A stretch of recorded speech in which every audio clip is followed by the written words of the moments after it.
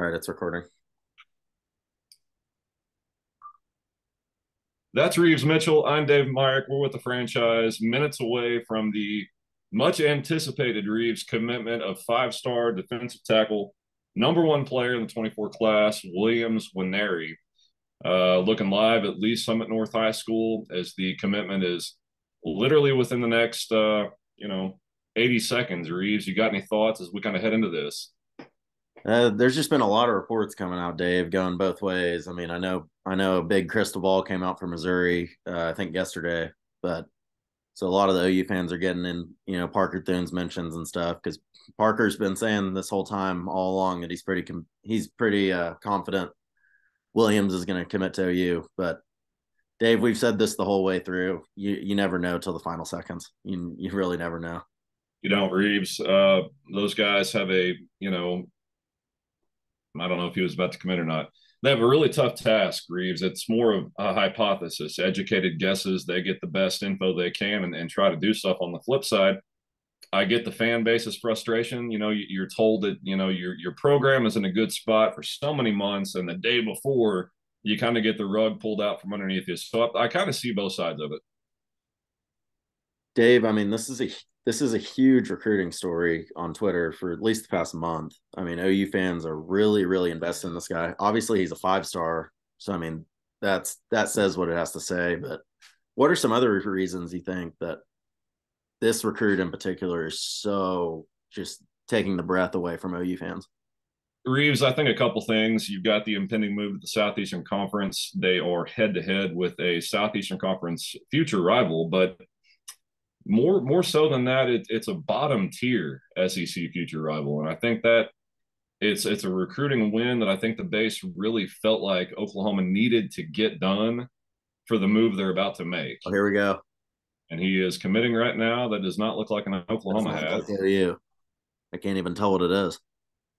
Yeah, those of you watching this after the fact, I hope you can see it's kind of the live stream is not the best. Doesn't look OU. So OU Insider was supposed to do a stream, but they had a tweet saying that it wasn't working or something. So this is what we've got, and it's pretty choppy. But that looks like me. yeah, it looks. I could see kind of white and gold. I think that I mean, we need to get confirmation on this. that's easy enough to put two and two together and say it's the Missouri Tigers. I mean, So surely, but this video is very choppy. I mean, those, yeah, it's Missouri. That's official from On3. So Reeves, Man, that's crazy. the information that we got yesterday kind of seems to have come, to fruition. I think Oklahoma led for, all of 6 months leading up until, the last few weeks. You started to hear Missouri was making a late push, and it seems they did enough this weekend to get, the number one player in the country at strong side defensive end with Williams Nwaneri. That's a big get for Missouri, especially with these new kids or these new schools coming into the Big 12. I mean, they're saying, "Hey, we're still taking football seriously, and we can still sign 5 stars." And to be honest with you, Dave, I didn't think they had really the capacity to sign a player like this. But he's from St. Louis. They're keeping him home. If Missouri was going to get a 5 star, this is going to be the guy. So, respect to Eli Durkovich, their coach, and their whole staff for battling down and getting him because yeah, I thought this was OU about the whole way. Yeah, I did too, Reeves. In fact, Parker Thune and Brandon Drum we mentioned are kind of getting hell right now for their predictions. But I got to tell you, I've talked to On3 guys, 247 guys the last few weeks, and all of them had Nwaneri going to Oklahoma. So this kind of stuff happens last second. That being said, let's talk about the fallout for Oklahoma because just about a week ago they look to be in really good position to land not only David Stone, but Williams, Nwaneri, and Reeves. Where they're going in the Southeastern Conference, you have to stack recruits like that in the front seven, defensive front seven, to really compete. And they look to be in a good area. That does not happen.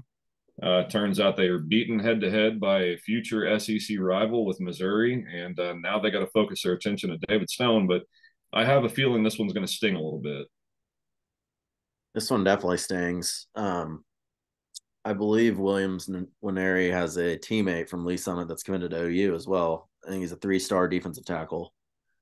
And I saw him tweet out at Williams, with decision day, make the right decision. And, obviously Williams did what's best for him. But on the same note, just, man, that's tough. Even having a high school teammate of his signed with OU and you still can't pull him. That's a tough pill to swallow. Tough beat, Rives. And I got to say, defensive tackle coach, defensive line coach Todd Bates, we interviewed him, a few weeks ago, and can listen to the guy talk forever. And I can see why recruits are drawn to him. But he's getting to a point to where just being in on these guys, he's going to have to start closing eventually for Oklahoma to really do what they want to do in the SEC.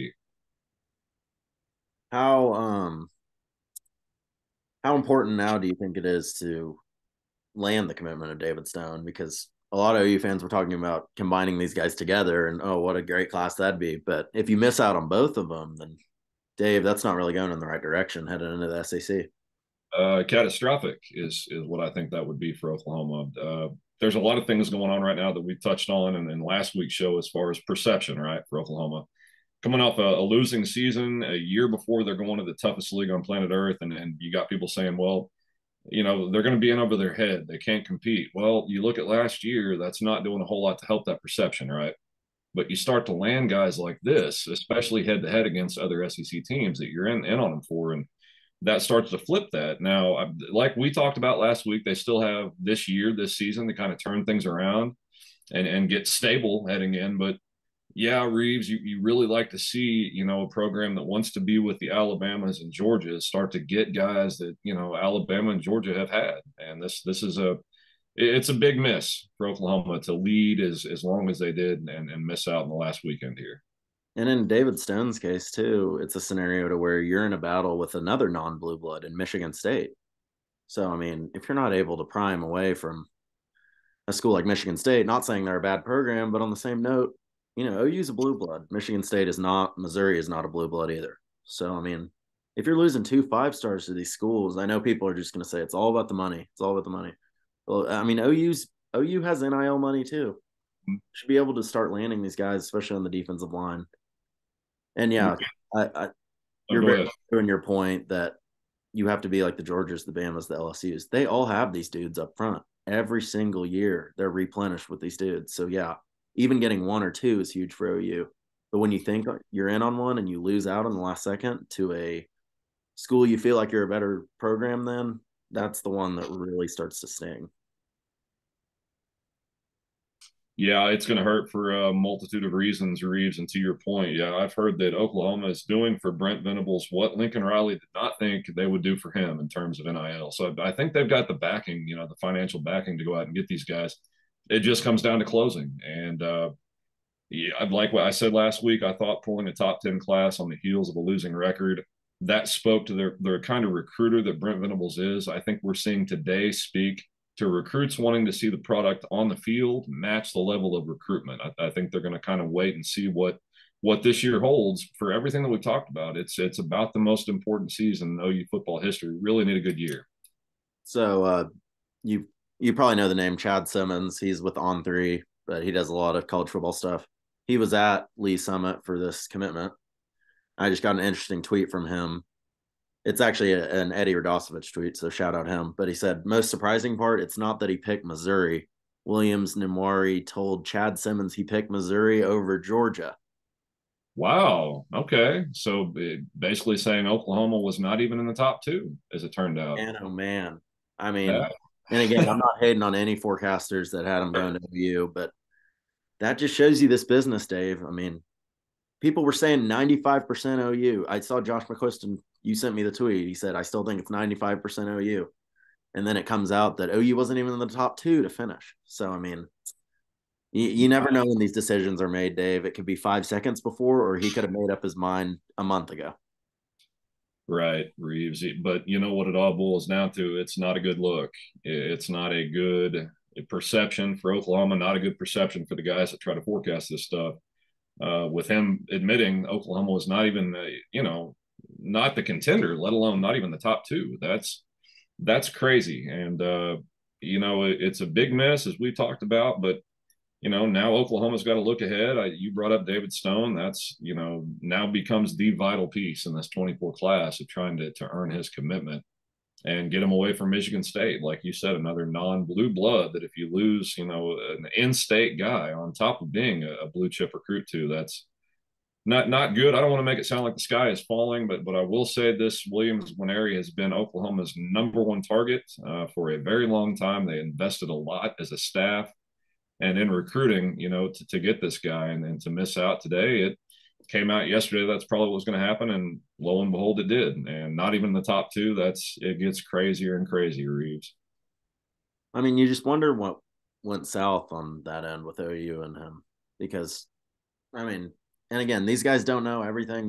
These analysts who have their sources, but on the same note, they're hearing certain things, and they're not just making up stories they heard. So, they're hearing things about OU this whole process, and then you get to the very last second, and OU's not even in the top two. I mean, it really just boggles your mind on this one. It does, Reeves, I and believe that tweet came out that it was over Georgia.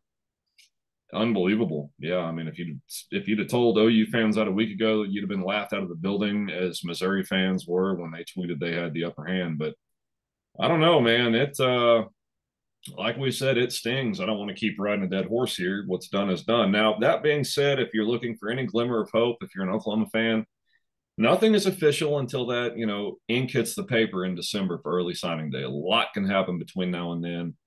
I think Missouri's coming off back-to-back 6 and 7 seasons. I don't know if that's acceptable for their fan base and administration. If they have another one, if they maybe look to a different coach, and that changes who this guy was recruited by is not going to be there, and there's all kinds of stuff that can happen between now and then. But as of today, a big miss for Oklahoma as they miss out on the number one player in the country. Yeah, I mean, I'm shocked. Not really just because he didn't choose OU. I knew there was a chance of that, but again, that he didn't even have OU finishing in his top two. And I'm starting to read into this article a little bit. He stated Missouri was the best place for me. He feels like it's the best fit. All the cliche stuff, Dave, but I mean, that's just a mind boggler one. That one really is going to have OU fans confused for a while. Yeah, and I don't, we're not calling out anybody on this show. The forecasters do the best they can, but I have to say, with what they do and how they did it the last 6 months, it's kind of what got everybody to this fever pitch, right? And why everybody is so upset because they were all but assured, oh, was on the Sooner. So now you have that, these people take it way too serious. They take it way too personal. They kind of fixate and obsess on this stuff. But, you can kind of see why with the prognostications that have been out there the last half year, why people are so upset right now. Reading this article too, he's really talking about his relationship with the Missouri staff, and then it also says that he made this decision a week ago. Whoa, okay. So that's kind of interesting. And I think he said he told the Missouri coaches a week ago he was going to go there, but told them not to leak the news. And that would have been around the same time a crystal ball for Oklahoma. Yeah. All that stuff started to come out. So that's starting to feel like it aligned pretty truly to what actually happened, Dave.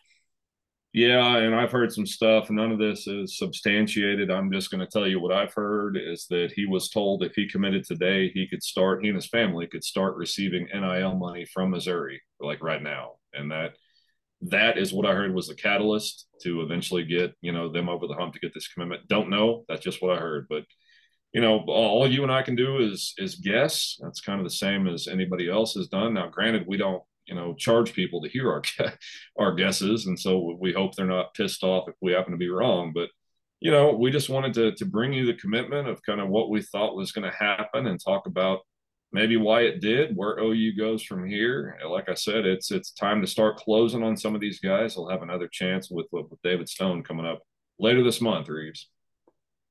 Yeah, just a little funny note. This article is talking about Missouri's recruiting history, and they've signed, well, I guess now this is 5, but it says they've signed 4 5-star recruits in the modern recruiting era. And I was just going through the names. 2 of them are tied to OU. Dorial Green Beckham transferred to OU for that 1 year, didn't play. But then Luther Burden, wasn't he he was a strong OU recruit. He was a receiver last year. 5-star receiver. I think OU was in on him, Yes. didn't quite land him, and then obviously Williams today. So it's kind of funny. OU and Missouri have had some recruiting battles with big guys as of late, and honestly, Missouri has won those battles. They have, yeah. That's a good cherry on top there, Reeves. Now, I don't want to paint anything doom and gloom today. What people have to keep in mind, these number one players in the country that happen to play defense, very seldom are they actually program changers. I go back to Jadeveon Clowney going to South Carolina. He was good and they were good, but they didn't win any titles. They didn't win any conference titles. No. So one guy doesn't make or break. It's just more of a perception thing about where Oklahoma's going and who they were head to head against. So we thought uh, for this commitment. Yeah, but in OU fans' minds and media's minds, if you keep stacking these 5 stars together, eventually you're going to get, the defense that you really want, and you're going to mold the program that you really want. But yeah, you're right. You can't just build a program off of one 5-star. That never works. Because I mean, I was trying to give some hope, Reeves. no, you can't. And this doesn't mean this isn't going to be a good move for him at Missouri. It very well could be, and he could be a 2-year and go to the NFL guy, which he probably will be. He has the talent to do so. Mm-hmm. But on the same note, a lot of guys choose OU and build in the ground schools like that because they know they're going in and they're going to have to compete. It's not you're walking in and you're 100% the starter. Like Right. PJ, for OU, the 5-star DN we got, he knew coming to OU, I'm not going to start immediately. I may if I do good in the offseason and such, but I'm going to have to earn it. Right. But on that same note, if you go to a school like that, you're able to learn from guys that are better from you in that moment, and it's only going to make you a better player. So I'm guessing Williams is going to step right into Missouri and be their starting D end right away, as he probably should.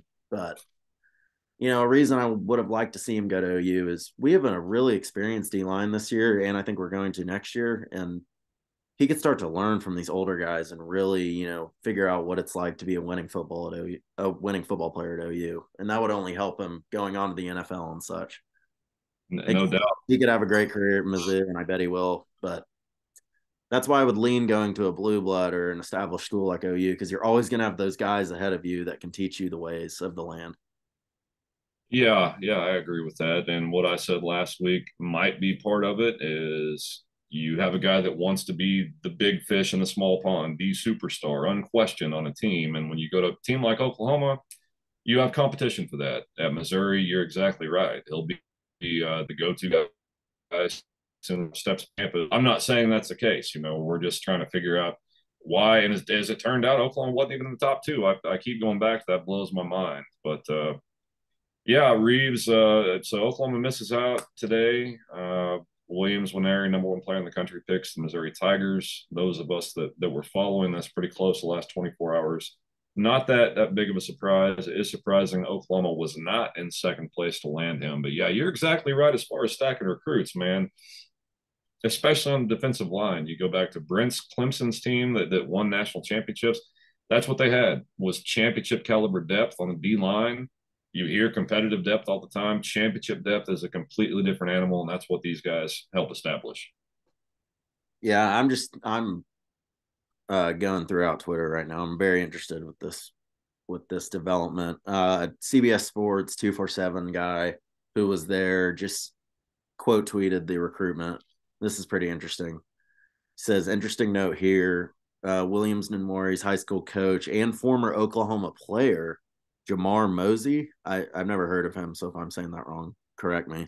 Mosey, old running back. Okay, probably before my time, but it says Nwaneri informed Eli Jerkovich a couple weeks ago that he was coming to Mizzou. So it was even farther than a week. Hmm. It Hmm. could be 2-3 weeks ago. He told him. Well, these crystal balls that came out that forecasted him to OU was after that, but these guys don't know what's being said. It look, these recruiting battles are crazy. This is one of the crazier ones I remember following. Yeah, I see you side eyeing there. You're probably looking at more tweets and articles I about mean, this. the more I read on this, the more I just am just confused, to be honest with you. I mean, these Well, quotes coming out are just, I don't know where it went wrong for OU, is what I'm trying to say. I know what I'm going to say to that. Oklahoma fans are not going to like any of that. They're not going to like to read any of that. They're not going to like what it Well, says Dave, about. what were we just talking about like a week ago? We said there's been no offseason drama yet. It's gonna come. It Yeah, always comes at some point. And this isn't with the team per se. With Team 129, this does not play into that team. But there's always going to be some kind of drama with OU in this offseason. And here it is. here Supposed to it is. recruit, not going to get him. But flash forward note, there's a lot more recruits to get. David Stone's the next one I'd really lock in, though. If you don't get him, I'd start to worry a little bit about that D line's future. That would be, yeah, Reeves. That's kind of what I was, alluding to a second ago. Yeah, you hear about guys that are really good with depth. They can come in and spell guys and they keep guys from getting tired. These steady eddies, that's great. But eventually you're going to need game changers and playmakers on the defensive line and multiple, bodies that can do that. And that's what eventually will get them over the hump to win a playoff game and put themselves in position for national title. But it starts with you got to win these battles, and this is one that we've already said is going to sting for a while. Dave, do you feel like any of it was in his head? Like, yes, I know OU is this blue blood. They have national championships, they have NFL players, but maybe they're headed in a lower trajectory right now. I mean, they're coming off a 6 and 7 year. They're going to the SEC. Maybe things are looking down for OU, and maybe I go to a school at Missouri where I can one be the guy, and two, if I get them to a 10-win season and I'm the best player, then I'm immortalized as one of the best Missouri players ever. Reeves, that's kind of perception is what I was touching on a second ago. OU right now coming off a losing season, 6 and 7. The perception out there is they're not in really good shape. Uh, Even with Gabriel back, I mean, people are kind of waiting to reserve judgment on how they do this year. And, this might be a player doing the same thing. I don't know if it's thinking that they're on a lower trajectory. Now, if you get this guy's commitment, that starts to, put that trajectory in an uptick. That starts to flip the narrative. Did not happen. And so now it's a matter of putting the product on the field that matches what they've been selling recruits. And we touched on it last week. You got to prove to the SEC and all the doubters out there that you belong. A really good step in doing that is putting together a good season this year, and I think that will make recruiting fall into place. But fans know you have to land guys like this when you're that close and have apparently led for so long. Even though I don't know what to believe at this point, but part of it, Reeves. It could be part of a perception that Oklahoma is trending downward, so to speak. It's no mystery why we're putting so much pressure into this upcoming OU football season. It means so much for the future of this program.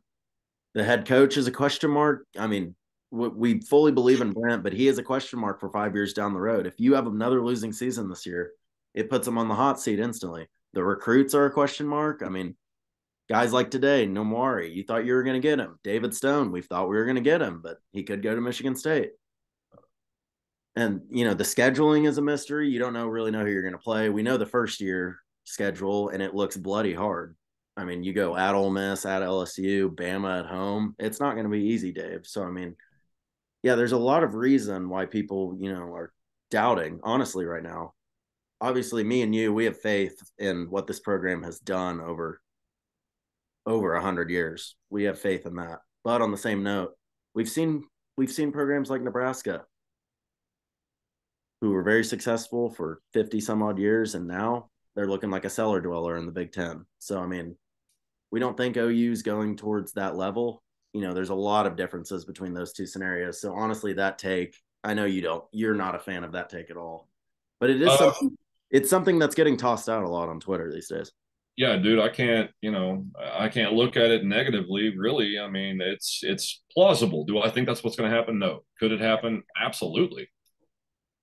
I would agree. It's a plausible take. I really don't think it's going to happen. I think OU's program has stood the test of time. But I mean, you're right. Nebraska's fans would have been saying the same thing 10 years ago. And look at them. They're not in a good spot. Exactly. So you're right. I mean, each recruit you lose, I mean, it's just losing momentum for another year. And the quick note is these next few years are going to be super, super difficult. Your schedules are going to, I mean, you're going to be able to pencil in at least 3 to 4 losses on most of these SEC schedules just based off where you're playing, Right. the environments you're playing in, or you're playing Bama and Georgia at home. Like, it's going to be very difficult. So, yeah, you really need to start building, the recruiting base right now. This is a tough miss. It's This bad, one. but bad miss, Reeves. And, there's a lot of fans in the Oklahoma fan base out there that will say, star schmars, give me 2-star talent and a good attitude. That mantra is dead, y'all. I'm It sorry. is. Talent wins football games. I mean, and those of you that will be like, don't come after me for saying this. It's just facts. Go back and look at Brent's Clemson's defense that won national championships. Yeah, you had multiple 5-stars on the same defensive line. That's why they won championships. That's why Georgia won it last year. That's why Ohio State puts themselves in contention. And that's why Oklahoma has not been, frankly. That's why they've gotten steamrolled in the playoffs when they've made it there, because they don't have these guys. And if you keep missing out on them, you're not going to have them. And that does not make life easier. Heading to a place to where it seems like, half the teams do have them. So again, not doom and gloom, but I can guarantee the staff is not thrilled for missing out with this guy, as the fan base I know is not.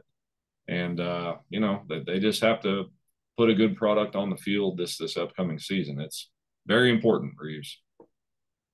I think you can have like one player on the field that maybe is a 2-star or a transfer JUCO guy, Right. that wasn't a very high star. I think maybe that's a linebacker or maybe an experienced safety, but the guys up front, most times, Dave, it's not going to be that guy. It's going to be a 5-star, 4-star who is an animal up there who has been grinding all off season and they know how to play football. It's not Right. going to be some project at a school like OU, because you're right. These teams that have been winning championships, they're winning them in the trenches. We we all know football is won in the trenches. And Bama, Georgia, Clemson, in these years they've won, they have multiple 5-stars up front. They have defense. They have backups on the defensive line that they're subbing in, that they're saying, "Oh, well, that guy was a 5-star 2 years ago. He just hasn't gotten to play that much because they're so deep." That's the level OU needs to get to, or else they're not going to be competing for championships. No, they're not, and that's what makes this miss sting, right? Is especially thinking that you've got the lead on the guy, and then find out you're not even the top two. With that, I'm not going to just repeat everything we just talked about, but it's a big miss, and it's going to hurt a little bit, and they have to start landing guys like this.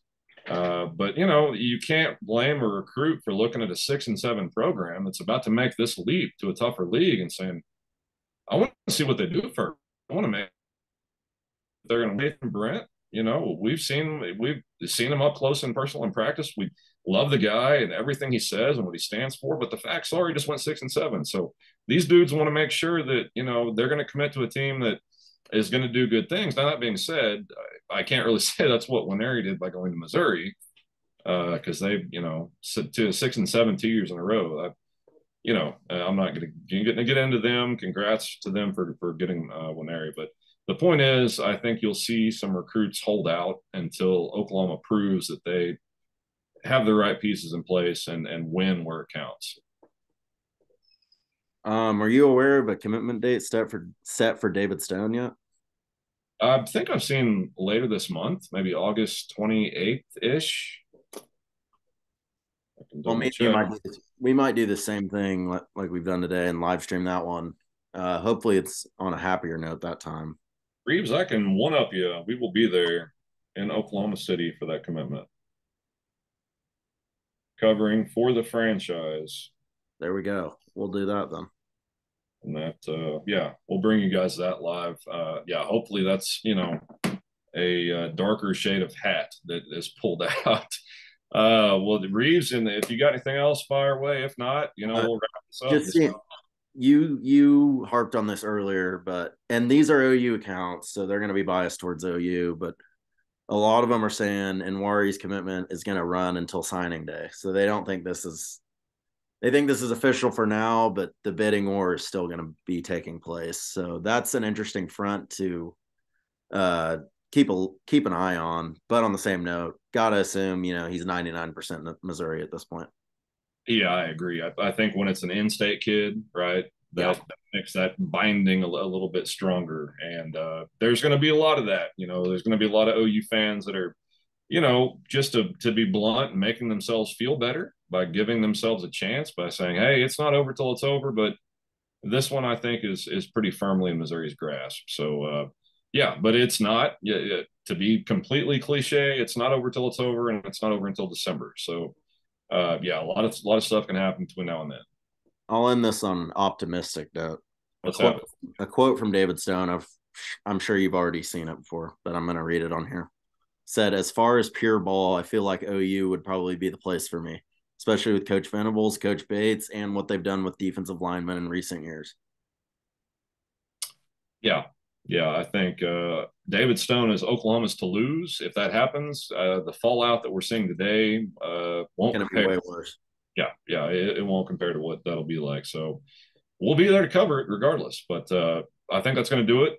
Uh, that's Reeves Mitchell. I'm Dave Meyer, the franchise and DNR College Football Report. Just wanted to bring you guys this, and we'll be back later this week with DNR College Football Report and live interactions with players tomorrow after practice in Norman. Have a good week, everybody.